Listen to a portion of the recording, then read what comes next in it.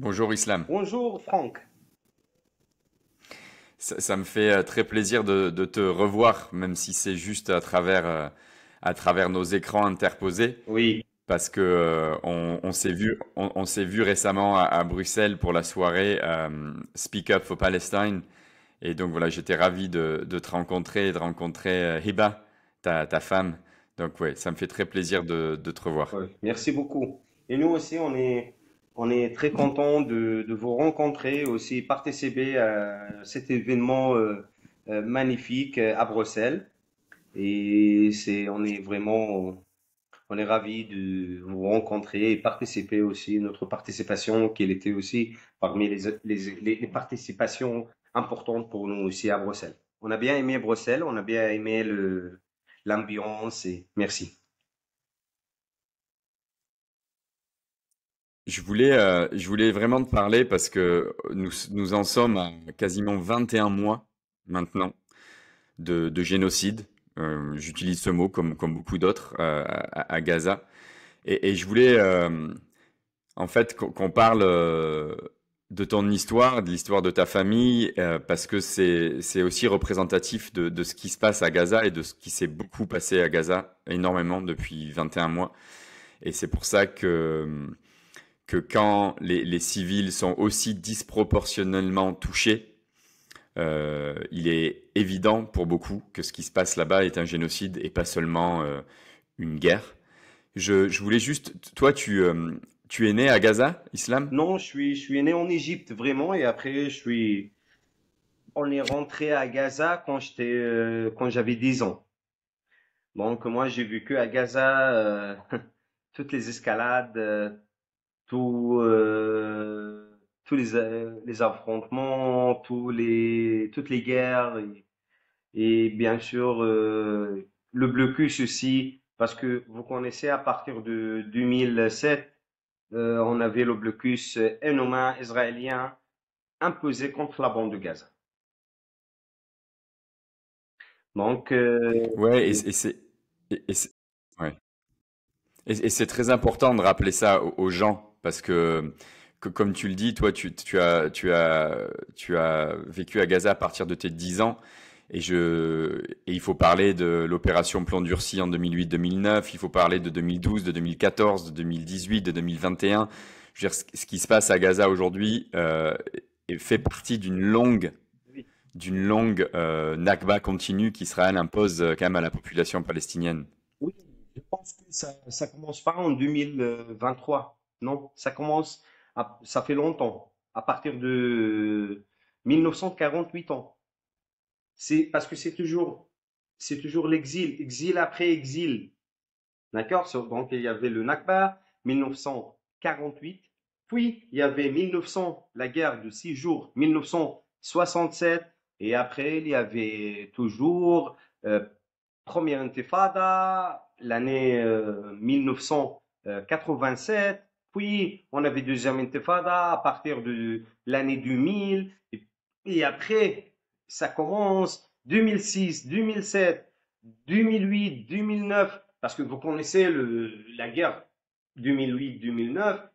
Et après, on avait 2012, 2014, en arrivant à 2023. Mais 2023, vraiment, c'est une génocide clair. Il n'a pas besoin beaucoup de discussions pour euh, dire que est-ce que c'est un génocide ou non. Parce que je ne sais pas ce que vous êtes au courant ou non.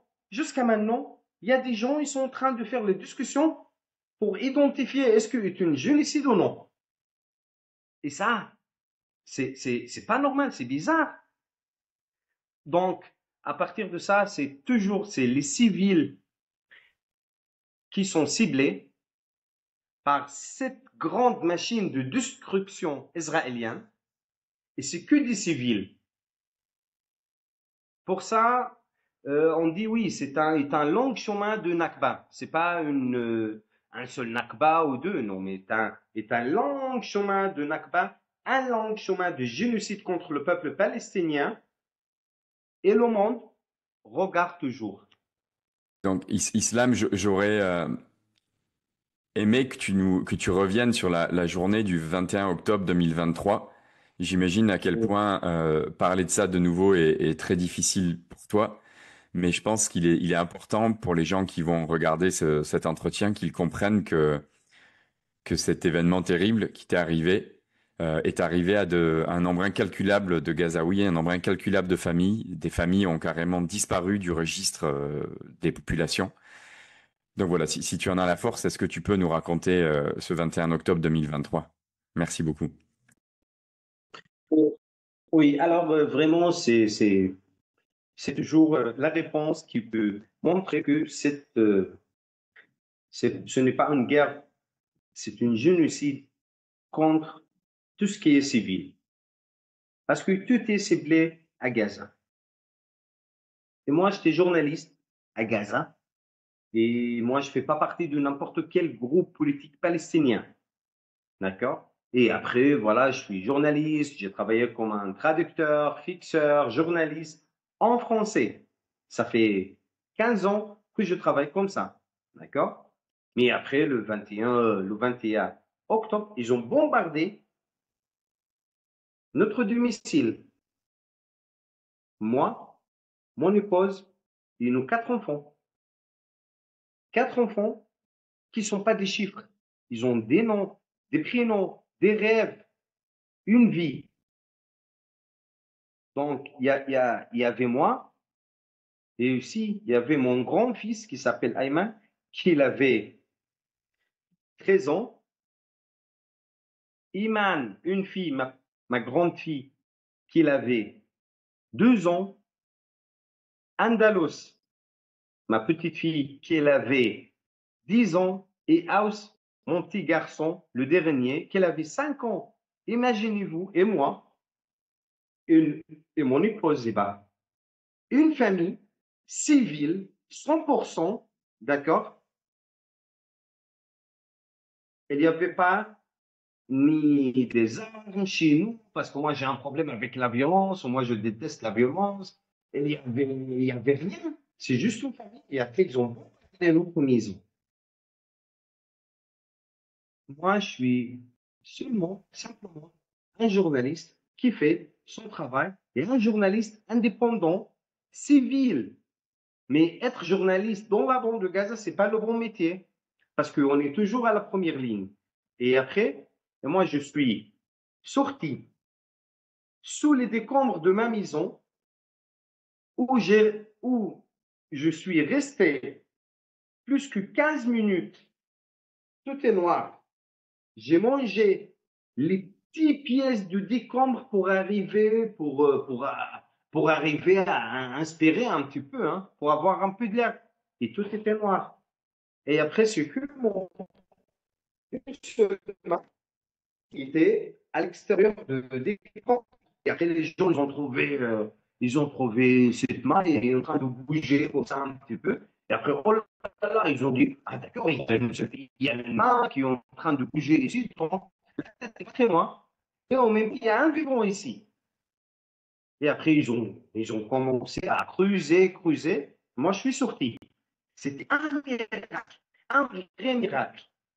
Mais ce n'était pas le même miracle pour mes 4 enfants qui sont partis, qui sont morts à cause de ce bombardement. Et ça, c'est un exemple pour une famille palestinienne vit dans la bande de Gaza pendant ce génocide-là. Ils ne sont pas en train de radiquer le mouvement de Hamas. Non, mais ils sont en train de radiquer la vérité et ils sont en train de radiquer le peuple palestinien dans la bande de Gaza. C'est ça qu'ils veulent. Pour ça, ils ont déjà effacé des villes totalement. Maintenant, moi, je suis de Rafah. Rafah est une ville frontalière avec l'Égypte, dans la bande de Gaza. Ce qu'il reste de Rafah maintenant, c'est le prénom seulement. Mais tout est rasé, tout est déraciné, pardon, tout est détruit à Rafah. Ils ont effacé la ville de la carte. Et ils sont en train de faire ça à Khan Younis. Ils ont déjà fait ça au nord de la bande de Gaza, à Betanoun, à Betlaya. Et c'est pur. Et ils sont en train d'obliger les gens, les habitants palestiniens, pour quitter la bande de Gaza. Exil après exil. C'est comme le Nakba en 1948. Et après, moi, je suis allé à l'hôpital parce que j'avais pas mal de blessures partout. Et après, j'ai vu mes enfants sont arrivés un par un. Ayman mort, Iman Andalous, Aous. Ils sont tous et toutes partis, les gars. C'est quoi leur accusation, mes quatre enfants? C'est quoi mon accusation? Pourquoi ils ont ciblé ma maison? Moi, je suis journaliste francophone et pas la ligne. Mais c'est ça leur stratégie, parce qu'ils veulent toujours radiquer la vérité. Ils ont empêché les journalistes français, belges, suisses, canadiens, tout, c'est-à-dire, on peut dire, ils ont empêché tous les journalistes étrangers entrent dans la bande de Gaza. Ils ont fermé toute la bande de Gaza par le passage de Rafah, par tous les passages. Et après, ils ont commencé à cibler les journalistes qu'ils ont avec des médias. J'avais pas contact du média même du but de la J'ai parlé de témoins, j'ai parlé beaucoup avec les médias francophones. Donc, les journalistes qui ont des liens avec des médias étrangers et après, ils ont continué d'attaquer les journalistes locaux et les activistes. C'est le conflit le plus mortier maintenant. On est arrivé à plus que 220 journalistes victimes qui sont tombés pendant cette guerre-là. C'est le conflit le plus mortier pour les journalistes au niveau de tout le monde. Ouais. Mais, mais vous connaissez Franck, moi et mon épouse, maintenant c'est la comédie tragique. Imaginez-vous pourquoi on est un peu content, et moi et mon épouse. Imaginez-vous. Parce que nous, on est arrivé à enterrer nos enfants, nos quatre enfants. C'est un numéro un. Numéro deux, on est très content parce qu'on a trouvé nos quatre enfants. Parce que jusqu'à maintenant, il y a des familles, et ils cherchent leurs enfants, leurs proches, mais ils ne le trouvent jamais. Ils ont disparu. Numéro 3, on est content parce qu'on a trouvé nos enfants qui sont comblés. Ils ne sont pas ni déchirés, ni brûlés, ni de, comment on dit ça, reste de victimes. Et moi, j'imagine pas comme ce qui se passe maintenant à Gaza. Je n'aime pas que j'ai pas trouvé la tête de mon enfant House et après une semaine, mon voisin, il va venir avec la tête dans mon fils House. Elle va me dire, ah, Islam, j'ai trouvé la tête de ton fils au tout-toit, au mont tout-toit. J'imagine pas ça. Mais on est presque content parce que on a trouvé nos quatre enfants et on a les regardés pour la dernière fois et on a les enterrés avec nos mains. Et quelquefois, c'est pas logique que les parents, c'est eux qui enterrent les enfants. Normalement, c'est le contraire. Islam, merci. Merci. Mais, Ouais. mais après, mais après, quelquefois, moi, je pense, oh là là, mes quatre enfants et moi, c'est-à-dire notre famille contente. On était une famille très contente. Donc, notre petite famille civile très contente, qu'est-ce que nous, on a représenté comme un risque vital à l'existence de l'État d'Israël? Mes quatre enfants, qu'est-ce qu'ils ont représenté comme un risque contre l'existence de l'État d'Israël ou les intérêts d'Israël? Mais c'est le cas de tous les civils dans la bande de Gaza. Dans la bande de Gaza, tout est ciblé. Les journalistes, les médecins, les pompiers, les enfants, les femmes, les âgés, les activistes de réseaux sociaux, parce que ça joue un rôle, les ingénieurs, les professeurs, même les académiciens aussi. Il y a une grande liste pour les académiciens qui sont tombés victimes à cause de ce génocide-là. Non, ils ne sont pas en train de radiquer le mouvement du Hamas. Ils sont en train de radiquer le peuple palestinien. Ils sont en train de radiquer la vérité. Merci Islam.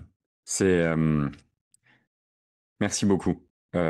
C'est et il est évident, comme tu disais, quand Gaza est devenu l'endroit le plus dangereux au monde pour les journalistes, c'est que Israël n'essaye pas, comme ils le disent, d'éradiquer le Hamas, mais essaye en fait, et ils le disent aussi. Ben Gvir le dit, Smotrich le dit, d'éradiquer la population palestinienne, parce que maintenant ils le disent aussi ouvertement.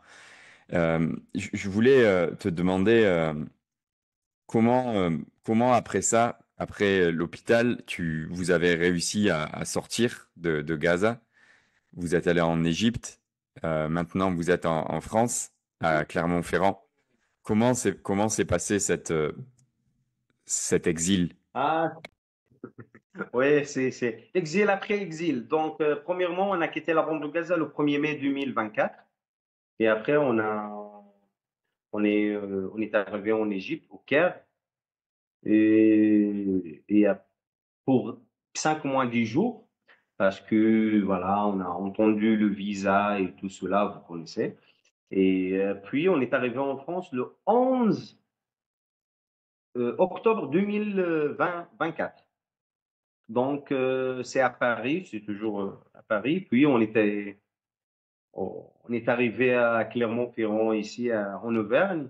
Et vraiment, c'est, comment je peux dire ça? C'était un long chemin pour arriver en France parce que Gaza, Rafah, et, et après le Caire, le passage de Rafah, et puis 5 mois en Égypte, on change toujours le logement. Euh, on était aidé par beaucoup d'amis francophones. Euh, du début, hein, après la situation dramatique qu'on a déjà vécue hein, dans la bande de Gaza, vraiment, on était aidé par pas mal d'amis francophones.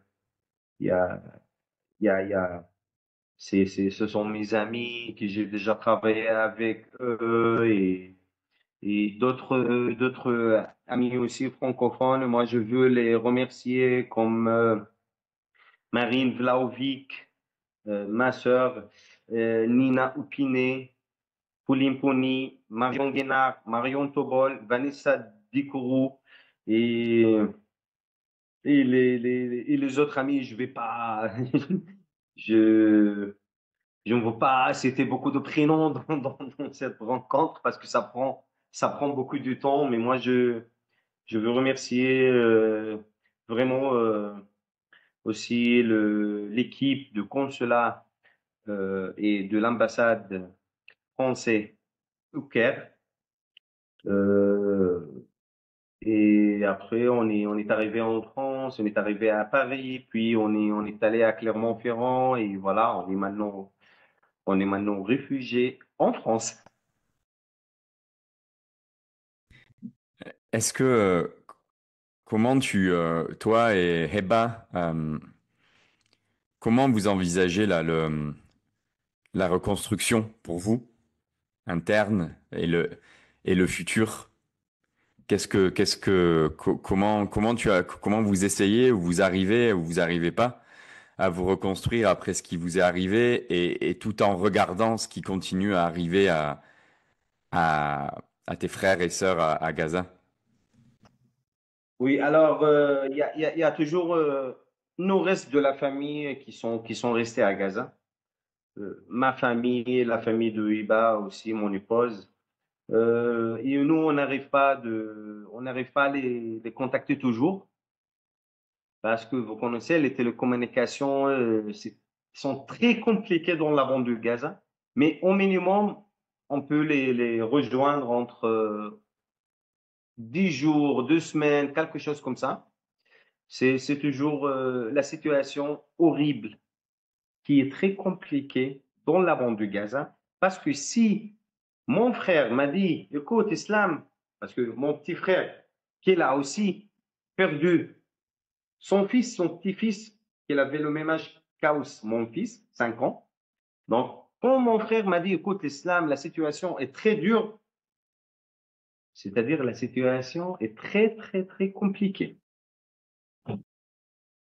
Je lui ai dit, comment ça va, mon frère? Elle m'a dit, bah, écoute, si tu ne meurs pas de bombardement, tu meurs de la faim. Si tu ne meurs pas de la faim, tu meurs de manque de médicaments. Si tu ne meurs pas de ça, tu meurs quand tu es en train de chercher la nourriture. Donc, c'est que la mort existe à Gaza, à cause de cette génocide-là, à cause de cette guerre contre le peuple palestinien de la bande du Gaza, contre les civils, contre tous les visages de la vie dans la bande du Gaza. Et pour nous, peut-être, comment nous on va, voilà, reconstruction. Alors maintenant, je pense qu'on a une nouvelle occasion de la vie. Pour ça, nous, peut-être, nous, on a perdu nos 4 enfants, mais on n'a pas perdu l'espoir. Peut-être on a perdu notre maison, mais on n'a pas perdu la volonté. Peut-être nous, on a perdu presque tous nos souvenirs, tous nos photos, tous nos dessins, mais on n'a pas perdu la motivation. Non, au contraire, on va reconstruire notre vie dès le début et on va reconstruire notre famille dès le début, mais en sécurité, pas de guerre. On est très loin de ce, ces situations dramatiques, mais on a toujours l'espoir à continuer, à reconstruire notre vie, parce que c'est le destin d'un Palestinien. Ça fait plus que 77 ans que le peuple palestinien souffre de cette occupation. Donc, on a toujours l'espoir, la volonté, la motivation pour recommencer dès le début. Je ne suis pas le seul. Et il y avait beaucoup, beaucoup, beaucoup de familles qui sont perdues tous leurs membres de la famille. Et il y a jusqu'à maintenant, il y a des massacres dans la bande de Gaza, c'est-à-dire chaque moment, c'est-à-dire le moment maintenant quand on est en train de parler, il y a des enfants qui sont en train de mourir à cause de plusieurs raisons, hein, de la faim, du bombardement, de génocide. Mais le peuple palestinien est très fort. On perd jamais l'espoir, on perd jamais la volonté, on perd jamais la motivation pour recommencer dès le début. Et on est toujours plus fort qu'avant. Merci beaucoup, Islam. C'est, je pense que terminer sur ce message-là, c'est très très fort. Et, euh, et on sait que malgré ce génocide, malgré le soutien inconditionnel des États-Unis, et on a l'impression de l'Europe aussi, Israël n'a jamais été aussi isolé dans son histoire. Israël, son gouvernement, son armée n'a jamais été aussi détesté par la population du monde. Et je pense que, comme tu le disais, vous êtes là, vous êtes debout, et vous allez continuer. Oui, oui, oui, bien sûr, on va jamais arrêter. On va continuer. Parce que c'est notre destin. Parce que nous, on est tombé avec une occupation et nos mains. Il n'arrive pas à distinguer entre les enfants et les âgés, les femmes, les mères, les hommes, les pères. Il arrive, elles veulent seulement détruire, négliger les droits des autres. Elles veulent toujours faire les génocides, éradiquer le peuple palestinien, mais elles vont jamais réussir. C'est ça mon message. Ils vont jamais réussir. S'ils pensent ils vont réussir à agiter le peuple palestinien aux exils une autre fois, non.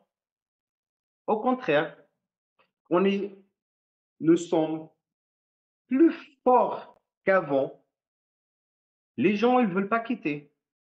Parce que les gens, ils ont sacrifié, les habitants de la bande de Gaza, ils ont sacrifié tous ces sacrifices pour ne pas quitter la bande de Gaza, pour ne pas dégager. Alors, je pense que s'il y a des peuples qui veulent dégager, je pense que ce n'est pas nous, les peuples palestiniens. Mais non, pas de problème. On peut recommencer dès le début. Pas de souci, on a l'habitude. Depuis 1948 ans, on a cette situation, on a cette occupation, on a ce monstre qu'il ne comprend pas qu'il y a un peuple à côté de lui, surtout ces extrémistes en Israël.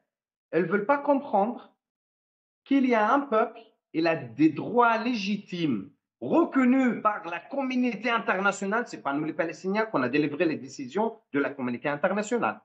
Elles ne veulent pas comprendre que ce peuple, qu'il a des droits légitimes reconnus par tout le monde. Elles ne veulent pas comprendre qu'il y a un peuple palestinien, une histoire palestinienne, une terre palestinienne. Non, ils pensent que ces extrémistes, ils pensent que, oh, ok, il y a un rassemblement d'habitants, on peut éradiquer par les massacres, par les génocides, par les murs, par l'occupation, par les violations contre toutes les lois internationales. Mais non, on ne va jamais dégager. On est là. S'il y a quelqu'un qui veut dégager, ce ne sera pas le peuple palestinien. Et on va dire toujours, vive la Palestine, vive la cause palestinienne, vive la terre.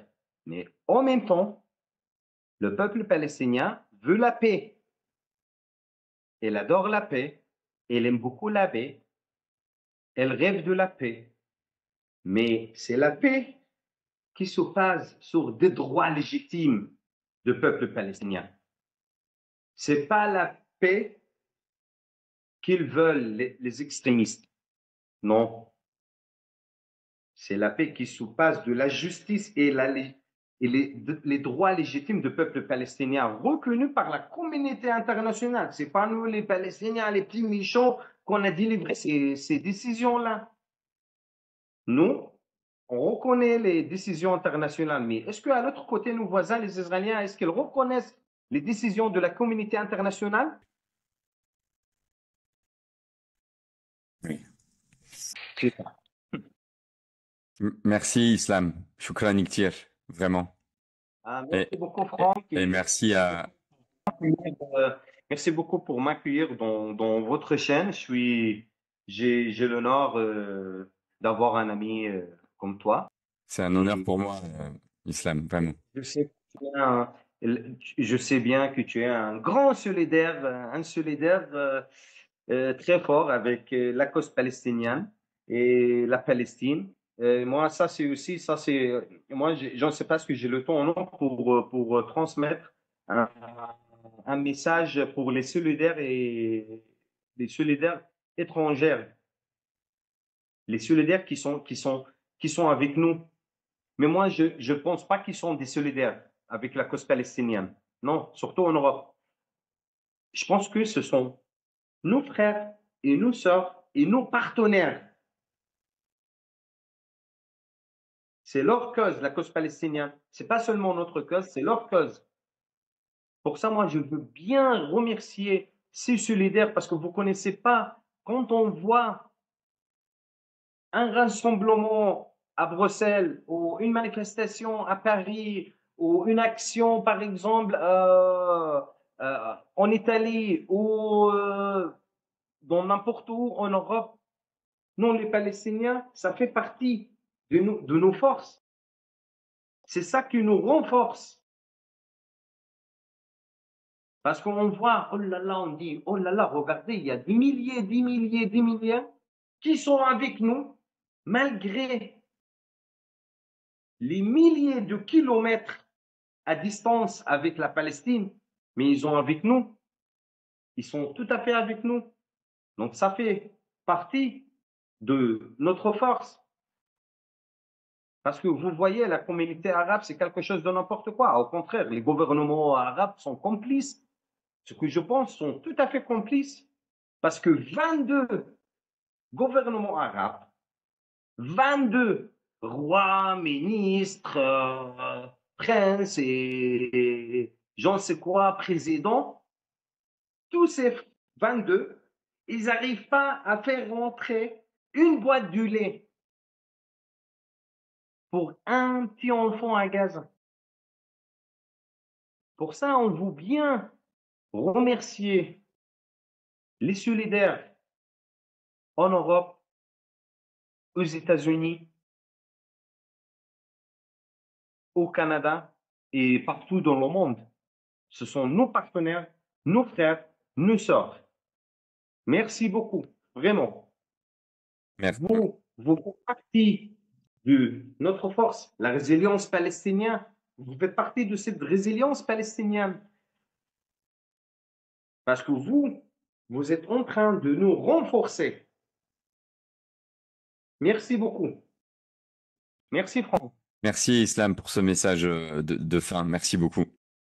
Et à très bientôt. Et des pensées pour Hiba aussi, bien sûr. Oui, oui, oui, Ouais. Eva, il va bien. Il passe ses salutations pour toi, Franck, et pour tous nos amis à Bruxelles, en Belgique, tous nos frères et sœurs solidaires en Belgique et partout dans l'Europe. Et voilà, c'est ce message de Clermont-Ferrand. À Mer- Bruxelles. Merci Merci encore, beaucoup. Islam. Ma salame. Merci, merci Franck, merci.